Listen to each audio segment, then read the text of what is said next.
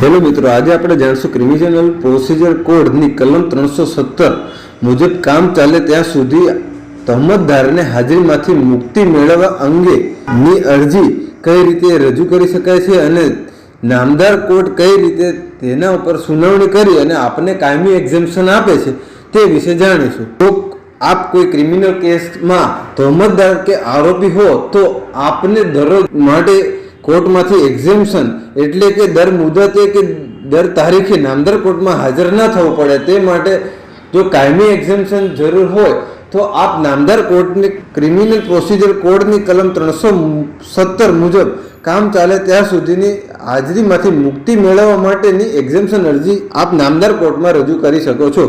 જે અરજીમાં આપને કયા કયા કારણોસર નામદાર કોર્ટમાં હાજર થવા માટેની મુશ્કેલીઓ છે તે ડિટેલમાં જણાવવું પડે છે. ત્યારબાદ નામદાર કોર્ટ તે અરજી ઉપર સુનાવણી કરે છે અને અરજી ઉપર સુનાવણી જોઈ કેસની ગંભીરતા જોઈ અને નામદાર કોર્ટને જો યોગ્ય લાગે તો આપને કાયમી એક્ઝેમ્પશન આપી શકે છે. પરંતુ તે કાયમી એક્ઝેમ્પશનમાં જ્યારે નામદાર કોર્ટને જરૂર પડશે અને તો આપને કોર્ટમાં બોલાવી શકે છે અને ત્યારે આપને નામદાર કોર્ટમાં હાજર રહેવું ફરજિયાત છે.